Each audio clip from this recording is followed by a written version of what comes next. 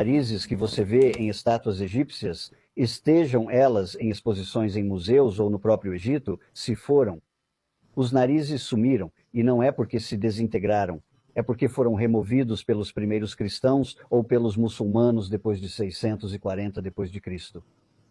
Lembre-se, se você muda a imagem de um indivíduo, você não tem mais uma imagem real de um ser humano se você remove o nariz. Essa era a percepção na época. Então, é por isso que aproximadamente 95% de todas as estatuetas egípcias que tinham narizes não tem mais, e muitas das semelhanças daqueles com características africanas foram destruídas por invasores europeus e asiáticos, mas mais especificamente invasores europeus. Ou quando o nariz não parecia do jeito que eles achavam que deveria parecer, o nariz de repente se quebrou. É estranho que os romanos e os gregos, que tinham narizes mais pontiagudos, nenhum nariz está quebrado quando você vai a Alexandria e aquela parte do museu. Mas quando você chega ao africano indígena, quase até o último, o nariz ficou danificado quando esse nariz não deveria ter ficado danificado com base no comprimento do nariz.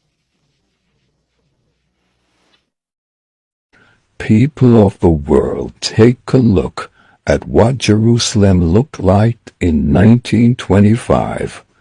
No slave masters, no shackles, no chains.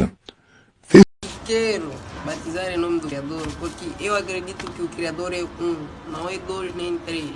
Eu acredito que a igreja Filadélfia será arrebatada porque acreditou com paciência na palavra do Criador e acreditou no seu nome.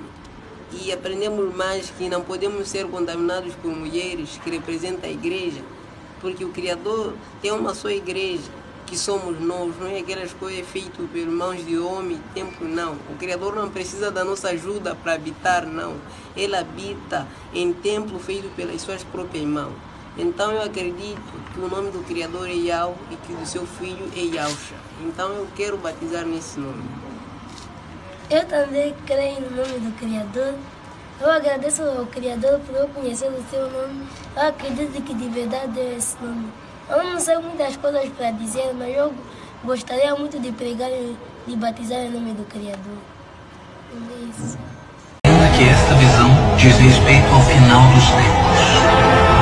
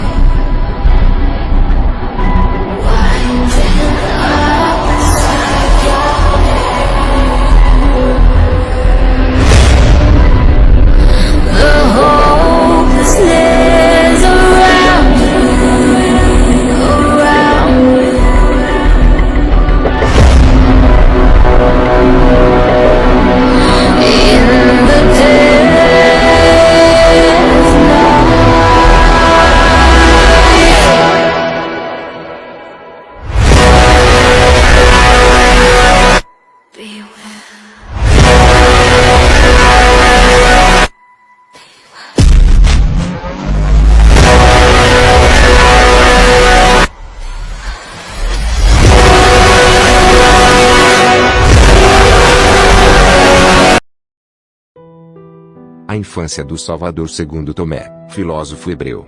Eu, Tomé hebreu, julguei necessário levar ao conhecimento de todos os irmãos descendentes dos irmãos, a infância de nosso mestre Yahusha Mashiach e tantas quantas maravilhas ele realizou, depois de nascer em nossa terra. O princípio é como segue. Esse menino Yahusha, que na época tinha 5 anos, encontrava-se um dia brincando no leito de um riacho, depois de haver chovido. Represando correnteza em pequenas poças, tornava-as instantaneamente cristalinas, dominando-as somente com sua palavra. Fez depois uma massa mole com barro e com ela formou uma dúzia de passarinhos. Era um sabate e havia outros meninos brincando com ela. Um certo homem hebreu, vendo o que Elsa acabara de fazer num dia de festa, foi correndo até seu pai, José, e contou-lhe tudo. Olha, teu filho está no riacho e juntando um pouco de barro fez uma dúzia de passarinhos, profanando com isso o dia do. José foi ter ao local e, ao vê-lo, ralhou com ela dizendo: por que fazes no sabato o que não é permitido? E Elsa, batendo palmas, dirigiu-se às figurinhas, ordenando-lhes: voai. Os passarinhos foram todos embora, gorjeando. Os hebreus, ao verem isso, encheram-se de admiração e foram contar aos seus superiores o que haviam visto Elsa fazer. Encontrava-se ali presente o filho de Anás, o escriba, e teve a ideia de fazer escoar as águas represadas por Elsa, usando uma planta de vime. Ante essa atitude, Elsa indignou-se e disse: malvado, ímpio, será que as poças e as águas te estorvavam? Ficarás agora seco como uma árvore, sem que possas dar folhas, nem raiz nem frutos. Imediatamente o rapaz tornou-se completamente seco. Os pais pegaram o infeliz, chorando a sua tenra idade, e o levaram ante José, maldizendo-o por ter um filho que fazia tais coisas. De outra feita, ele andava em meio ao povo e um rapaz que vinha correndo esbarrou em suas costas. Irritado, Elsa disse-lhe: não prosseguirás teu. Imediatamente o rapaz caiu morto. Algumas pessoas que viram o que se passara, disseram: de onde terá vindo esse rapaz? Pois todas as suas palavras tornam-se fatos consumados.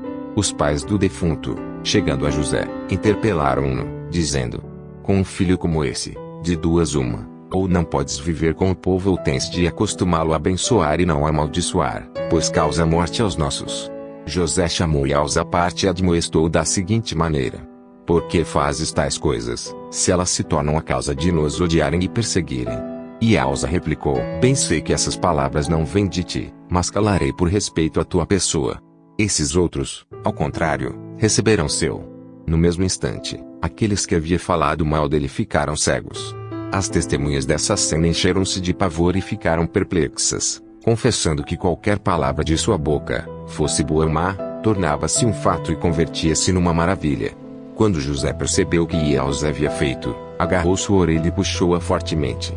O rapaz indignou-se e disse-lhe: a ti é suficiente que me vejas sem me tocares. Tu nem sabes quem sou, pois se soubesses não me magoarias. Ainda que neste instante eu esteja contigo, fui criado antes de. Naquela época, encontrava-se em um local próximo um certo rabino de nome Zaqueu, o qual, ouvindo Elsa falar dessa maneira com seu pai, encheu-se de admiração ao ver que, sendo menino, dizia tais coisas. Passados alguns dias, aproximou-se de José e disse: vejo que tens um filho sensato e inteligente. Confia-o a mim para que aprendas eu, de minha parte, juntamente com elas, ensinar-lhe toda espécie de sabedoria e arte de saudar os mais velhos, de respeitá-los como superiores e pais e de amar seus semelhantes. Disse-lhe todas as letras com grande esmero e clareza, desde alfa até ômega.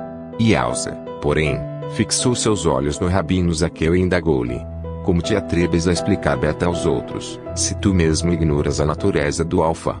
Hipócrita!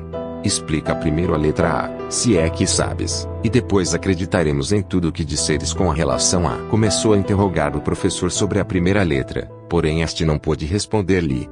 Disse então a Zaqueu, na presença de todos: aprende, professor, a constituição da primeira letra e repara como tem linhas e traços médios, aqueles que vês unidos transversalmente, conjuntos, elevados, divergentes. Os traços contidos na letra são de 3 sinais, homogêneos, equilibrados.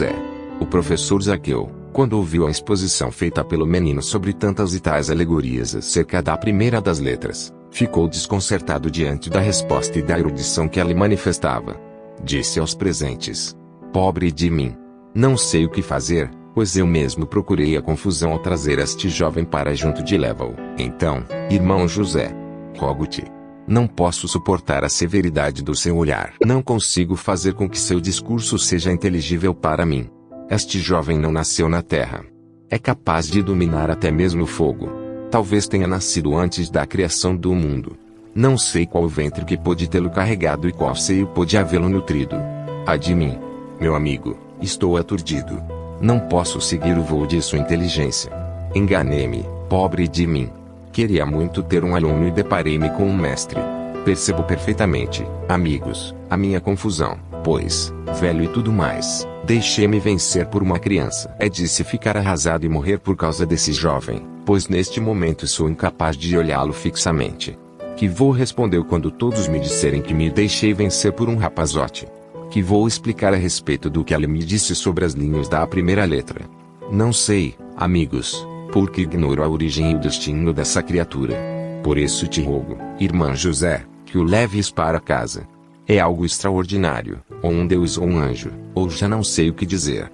Enquanto os hebreus se entretinham em dar conselhos a Zaqueu, o menino pôs-se a rir com muita vontade e disse: frutificai agora vossas coisas e abriu-os. E então eu te direi qual é o de Beta. Irritado, o professor bateu-lhe na cabeça. Quando o menino Elsa sentiu a dor, amaldiçoou imediatamente. O professor desmaiou e caiu de bruços no chão. O jovem voltou para a casa de Yosef. Este encheu-se de pesar e disse a Miriam que não o deixasse sair de casa, porque todos aqueles que o aborreciam vinham a morrer. Passado algum tempo, outro professor, que era amigo íntimo de Yosef, disse-lhe: leva teu filho, a talvez com delicadeza eu possa ensinar-lhe as letras. Yosef replicou: se te atreveres, irmão, leva-o. O professor o aceitou com muito receio e preocupação, porém o menino demonstrou boa vontade e progredia a olhos vistos. Certo dia, ela entrou impetuosamente na sala de aula e encontrou um livro colocado sobre a carteira. Pegou e, sem parar para ler as letras que nele estavam escritas, abriu sua boca e começou a falar, levado pelo Ruach Kadosh, ensinando a lei aos circunstantes que o escutavam. Uma grande multidão, que havia se juntado, ouvia-o, cheia de admiração pela maravilha da sua doutrina e pela clareza de suas colocações, considerando que era uma criança que assim lhes falava. Yosef, quando soube disso, encheu-se de medo e correu imediatamente até a escola, receando que também aquele professor pudesse ter sido maltratado. Este, porém, disse-lhe: saiba, irmão, que recebi este menino como se fosse um aluno comum e acontece que está sobejando graça e leva-o, por favor, para a tua casa. Ao ouvir essas palavras o menino sorriu e disse: agradeço a ti, por haveres falado com retidão e dado um testemunho justo. Será curado aquele que anteriormente foi. Imediatamente o outro professor sentiu-se bem. Yosef pegou o menino e foram para casa. Certa vez, Yosef mandou seu filho Yaakov juntar lenha e trazê-la para casa. O menino Elsa acompanhou-o, mas aconteceu que, enquanto Yaakov recolhia os gravetos, uma cobra picou-lhe a mão. Tendo caído no cão, ficou completamente largado e estando já para morrer, quando Elsa aproximou-se e assoprou a mordida. Imediatamente desapareceu a dor, a cobra explodiu e Yaakov recobrou imediatamente a saúde. Aconteceu depois, nas vizinhanças de Yosef, que um menino que vivia doente veio falecer. Sua mãe chorava inconsolavelmente. E Elsa, ao tomar conhecimento da dor daquela mãe e do tumulto que se formava, acudiu rapidamente. Encontrando o menino já morto, tocou-lhe o peito e disse: pequenino, falo contigo. Não morras, mas vive feliz e fica com tua mãe. No mesmo instante, o menino abriu os olhos e sorriu. Então disse Elsa à mulher: anda, pega-o, dá-lhe leite e lembra-te de mim. Ao presenciar o acontecido, os circunstantes encheram-se de admiração e exclamaram: na verdade, este menino é um deus ou um anjo de Ial, pois tudo que sai da sua boca torna-se um fato. E Elsa saiu dali e pôs-se a brincar com os outros jovens. Dias depois, sobreveio um grande tumulto, onde construíam uma casa. E Elsa levantou-se e dirigiu-se até o local. Vendo ali um cadáver estendido no chão, tomou-lhe a mão e dirigiu-se a ela nos seguintes termos: homem, falo contigo. Levanta-te e termina teu trabalho. Ela se levantou em seguida e o adorou. A multidão que viu essa cena encheu-se de admiração e disse: esse rapaz deve ter vindo do céu, pois tem livrado muitas almas da morte e ainda seguirá livrando mais durante sua vida. Quando contava 12 anos, seus pais, como de costume, foram em caravana até Jerusalém, para assistir às festas da Páscoa. Quando as festas terminaram, voltavam para casa. No instante de partir, o menino Elsa retornou a Jerusalém, enquanto seus pais pensavam que o encontrariam na comitiva. Depois do primeiro dia de marcha, puseram-se a buscá-lo entre os seus parentes. Não o encontrando, preocuparam-se muito e voltaram a Jerusalém para procurá-lo. E finalmente, depois do terceiro dia, encontraram-no no templo, sentado em meio aos doutores, escutando-os e fazendo-lhes perguntas. Todos estavam atentos a ela e admiraram-se de ver que, menino como era, deixava os anciões e mestres do povo sem palavras, averiguando os principais pontos da lei e as parábolas dos profetas. Aproximando-se, Miriam, sua mãe, disse-lhe: Meu filho, por que agiste assim conosco? Veja com que preocupação temos estado a te procurar. E Elsa, porém, respondeu: E por que me procuravas? Não sabias acaso que devo ocupar-me das coisas que se referem ao meu pai? Os escribas e fariseus indagaram a ela: És tu, acaso, a mãe deste menino? Ela respondeu: Assim é. Eles retrucaram: Pois feliz de ti entre as mulheres, já que o mestre teve por bem dizer o fruto do teu ventre, porque semelhantes glória, virtude e sabedoria não ouvimos nem vimos. E Elsa levantou-se e seguiu sua mãe. Era obediente a seus pais. Sua mãe guardava todos esses fatos no seu coração. Enquanto isso Elsa ia crescendo em idade, sabedoria e graça. Graças sejam dadas a ele por todos os séculos dos séculos. Assim seja.